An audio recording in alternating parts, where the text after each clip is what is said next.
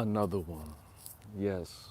Consistent Moses in the building, man. You know what I'm saying? We at the cemetery doing it real big, dreams real big. You know what I'm saying? My hat real big. These headphones real big. Mustache real big. Beard real big. So that's just what we do. We do it big, man. The cemetery, real big. You see what I'm saying? This shirt, I feel like Soldier Boy in this shirt. Real big. This polo, real big. This polo, wait, let me see. Real big, you know what I'm saying? Follow your balls to ball. What does that mean? Now, I just made this video called Sex Traps where I broke down the importance of sexual control, semen retention, and informing you guys on the superpowers that come with holding that semen, holding your juice, holding that milk in your udders, bro. Not udders, in your balls. Let's just call them what they are, they're balls. You know what I'm saying? The story that I wanted to give you goes like this. I lived in Arizona, unfortunately. I'm just playing. Shout out to Arizona. I love you. You treated me real good.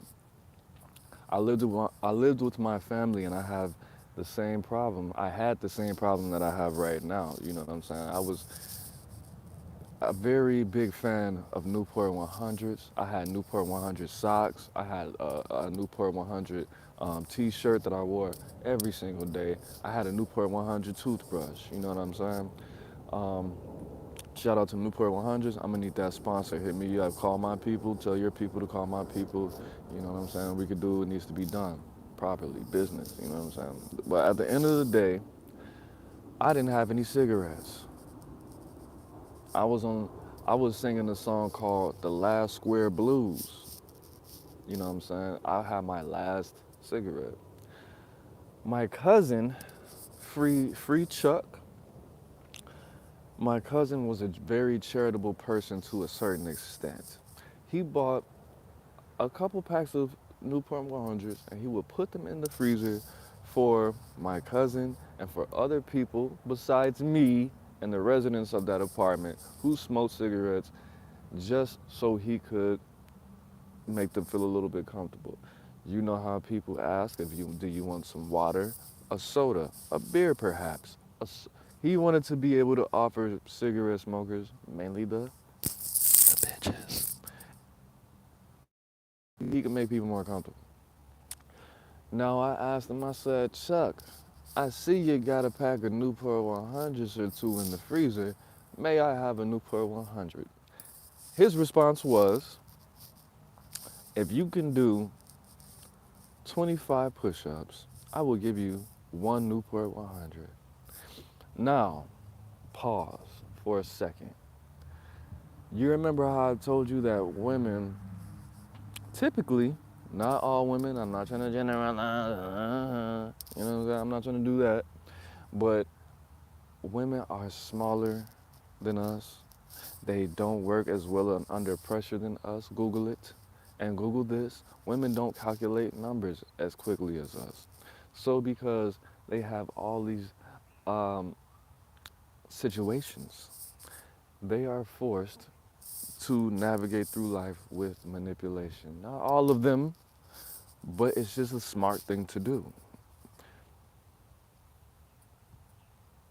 Now, a woman might leverage sex to get you to do what she wants to do, just like my cousin was trying to treat me like a goddamn crackhead, like I'm a junkie, like I'm a J, like I'm a dope fiend for this cigarette, out of entertainment. And you know what? I was willing to do it because I wanted to smoke. I wanted to feel whatever that cigarette was going to make me feel or not feel at that time. I did the 25 push-ups, and he said, man, that was only 23. And I said, no, it wasn't. I looked away for a second. That was only, do two more. Do you want to be put in that situation? Do you want to be put in that situation?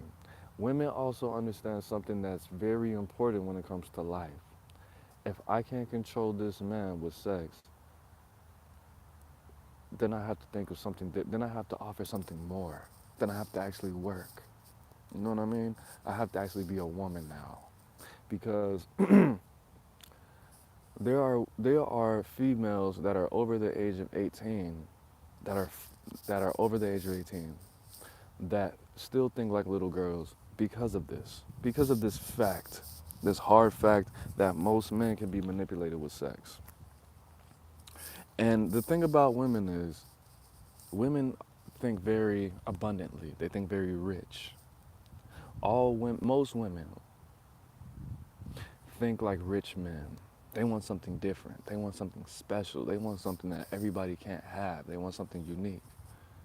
You know what I mean? That's a very feminine trait. I'm not saying that if you're a man and you think like that, you're feminine, if you just want to stand out and be different. But at the end of the day, there are a lot of masculine men that are content with wearing the same thing every day, which is called a uniform, which is professional. They don't mind eating something similar every day or the same four things a week. That don't mind not going out. All the times that your girl wants you to, I just want to do something different. I just want to be in a different environment. You want to eat the same food that we eat every day, twice a week, but in a different setting, and you want me to pay for it, and I don't want to be here just because you want to be in a different environment. Okay, sometimes I want to eat in the kitchen, sometimes I want to eat in the bedroom, but I'm content with eating in a bedroom, my bedroom, for the rest of my life. I don't have to eat outside. I don't have to, maybe once a season, but I digress. The fact that she knows that you not being able to be manipulated by sexual coercion is going to turn her on in ways that she doesn't even completely understand herself. Even though she's been being hit on, she has been, yes, I said that right correctly the first time. She has been being hit on. She's been being hit on? That doesn't sound right. She has gotten hit on by grown ass men ever since she was 12 years old, 40-year-olds and shit, and it killed her innocence.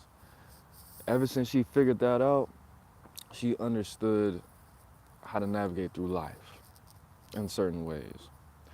Now, I'm gonna tell you this, which is gonna sound sad, but it's true, and my girl confirmed it. I don't like to say this a lot because it's offensive to certain people, but get out your feelings for a little bit. Use your mind, bro. You could be dumb and be a woman and be very successful in life. You could be fruitful, you could be abundant, you could live life as long as you want to, and be stupid and be dumb and be ditzy as long as you're pretty and you take care of yourself, you have all your teeth and you smell good and you don't talk that much. As a man, you have to be productive. You have to get in the world. You have to beat some people up. You have to sacrifice. You have to harm yourself. You have to go nights without sleeping. You have to go nights without being able to know where you're going to sleep the next day or what you're going to eat, how it's going to taste, and if you're going to eat. You have to build to be a man and be successful. And you could be fat, and you could be ugly, and you could stink, and you could still have all the women and happiness in the world. A woman cannot do that. That's called the burden of masculinity. If this woman knows that fact about life, when it's her 13th birthday and a 45-year-old man is saying some weird stuff to her, even though she's only 13, she might look 16 at most. She figures that out very quickly and understands during that year, that first year, because what you attract, what you think is what you attract. So that first time that weird, inappropriate, disgusting interaction happens, she's gonna go home and meditate on that. Like, this nigga just tried to flirt with me. That's weird. It's gonna happen more and more and more. It might make her feel good, and then she actually tries to attract it, but it's like, no, nigga, what the fuck? I'm only 13, nigga. But at the end of the day, when they figure it out, it's pretty much over. It's over for you, and it's over for everybody who meets her. Because let me tell you this: Even though a man and a woman might be platonic friends, the word platonic means non-sexual. They have a non-sexual interaction.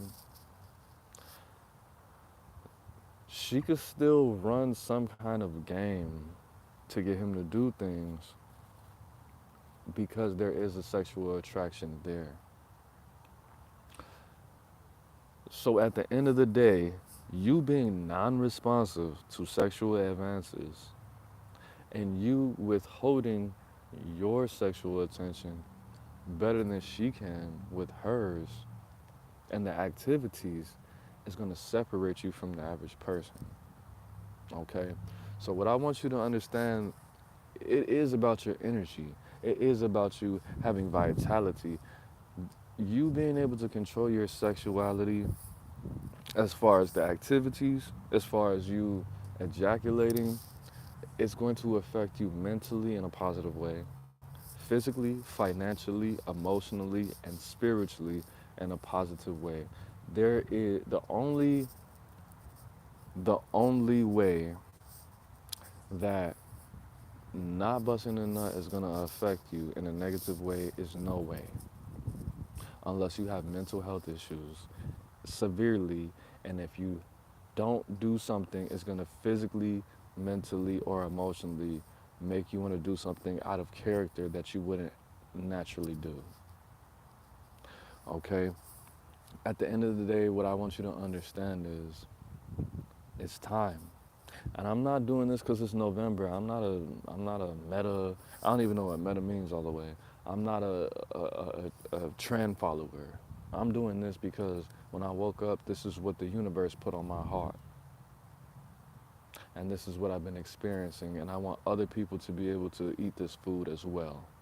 So what you need to do is you need to find your purpose. You need to find your reason for not busting nuts all over the galaxy and the universe. I don't want you to bust nuts all over the astral plane and the dream world and in the Marvel universe and in the DC comic books that you had since you were a little boy. I don't want you to do that, sir, because it's not necessary. You can have sex. I'm not telling you to not have sex and not jack off, but